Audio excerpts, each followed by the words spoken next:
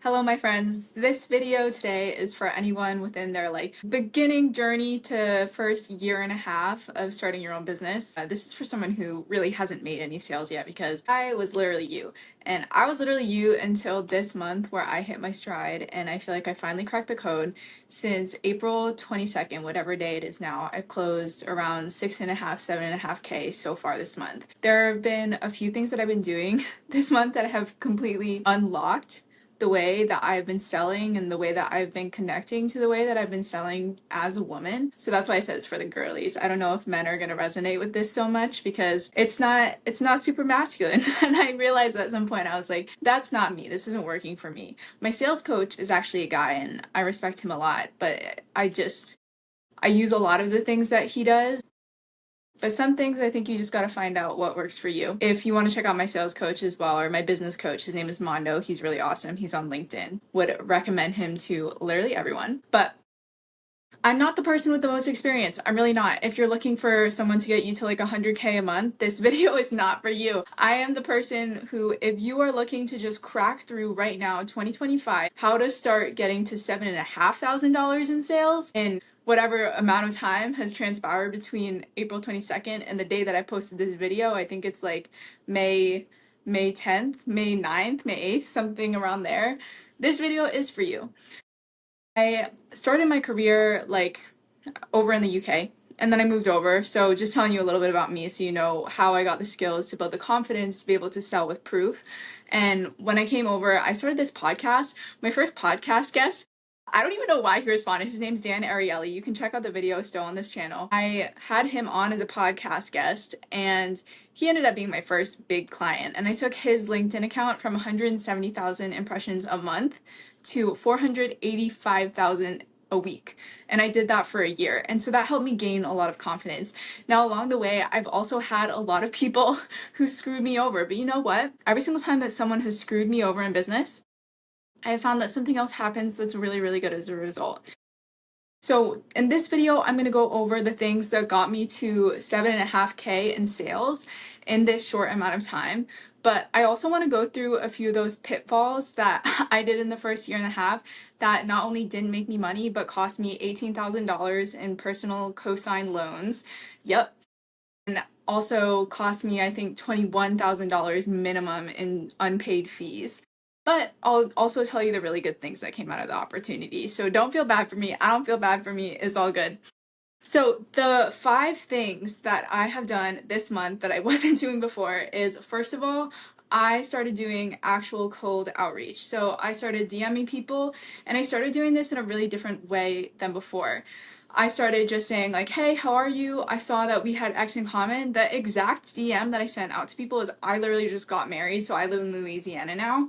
And I said, hey, I just got married. I just moved here. I'm looking to build relationships in the community. And through that, I got a bunch of different sales calls. I have one bigger contract going on right now, close them $1,000 for the month, just pure consulting, seeing what I should actually do for them. But that alone got me a lot of meetings. I have 2 or 3 other hot leads. These are people making over 600 a year or businesses with over 3 million in revenue. So really good leads that can definitely pay for my services.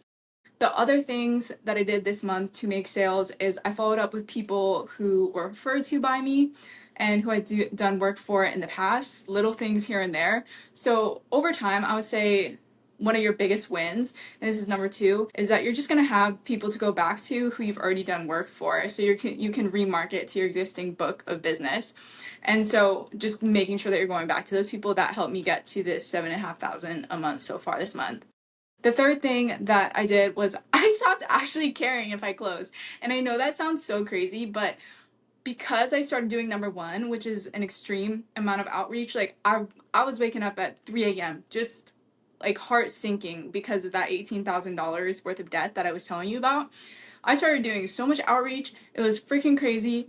But now I have such a steady stream of either sales calls, business coming in, referrals, all that sort of stuff.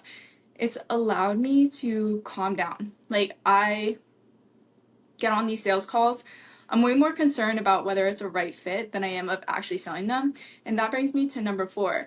I feel like I started actually selling like a woman, like in a way that aligned to me. I wasn't there to try to close them. I'm there to have a conversation. I'm not DMing to close someone. I'm DMing someone to have a conversation. Whereas before, I think my things came off kind of salesy and it would make me tired to even try to sell. And I was just like, I don't even know. I really don't know.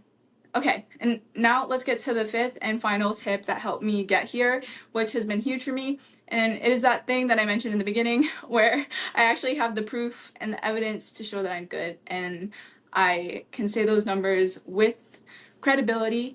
And the other numbers that I can say is I partnered up with someone who took a company $0 to $1 million pre-go-to-market. So have proof that you're good. Number five, when you're selling, lead with your proof. You will not have as many problems selling as soon as you show people, hey, I can actually do this. And then when you show them, I really would love to do this for the person who this is right for. And if you don't have that proof, that's okay. I would highly recommend partnering up with someone who has that proof, especially when you're getting started. Guarantee you they need help with certain stuff. Learn a few skills and make sure that you can jump in and be a hand. Like, I always need people like proofreaders, I need graphic designers, all that sort of stuff. If you're willing to work for a little bit less money, especially at the beginning, if the skills aren't good yet, you will be able to find someone and you will be able to find business, someone who's ahead of you who needs your help to fill in. And from there, you can maybe talk to them about, hey, can we collaborate? Can I sell your services and get a percentage and use their proof, leverage their proof? But those are the 5 things that I've done this month that have just made such a big difference in the way that I sell, who I'm selling to. It's been really good. I can go into some other tactical strategies on who I actually find to cold DM or cold outreach to. I use a combination of AI and then who's already looking at my profile. If you want to learn about that, I can put that in the comments below. That's been life-changing. Okay, now that little piece that I mentioned, how did I lose $18,000, not get paid for like $21,000 worth of work? And the answer is I gave away a lot of free stuff at the beginning for the $21,000 one. And someone started telling me that they would pay me, and 3 months went past, they didn't pay me. They told me like every day, they were like, what's your Venmo? I'm gonna send you $7,000, gonna send you $8,000. Now you listening to this, you might be like, yeah, she was stupid. True. Also, I was just starting out. I wanted the skills. This guy was making $400K a year. He worked for acquisition.com. I did not think that he was gonna screw me over the way that he did. And that's just a lesson to be learned. Trust actions, don't trust brand, don't trust words. Someone might work for a company that has a good reputation. It doesn't mean that they're a good person. Then how I lost the $18,000 is basically someone had me co-sign credit cards with them. They showed me like a $300,000 signed contract from someone that they said we were definitely going to do. I didn't know the contract wasn't binding, so I did that as well. So do due diligence, have lawyers that you're friends with. My dad's even a lawyer. I just didn't tell him about this. So trust your intuition. Don't let anyone tell you, like, it's okay to take risks. I knew I was taking a risk, but I knew that he lied to me after a certain amount of time, and he was cash apping his girlfriend on the credit cards. He's paying for his auto insurance. It just was not a pretty picture, and now I'm responsible for that. So be careful about who you trust, yet at the same time, I think trusting people is more important than scrutinizing everything. I hope this helped you, and yeah, I think you're gonna make mistakes like I did, and I think it's gonna be way longer, way more difficult than you expected. It was for me, it is for most people.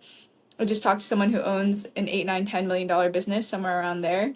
And she, at my age, had around $500,000 worth of debts. So you can check out that interview if you want to. I'll put it somewhere around here. She's a good friend of mine named Kara. And yeah, keep on going. I'll see you next time.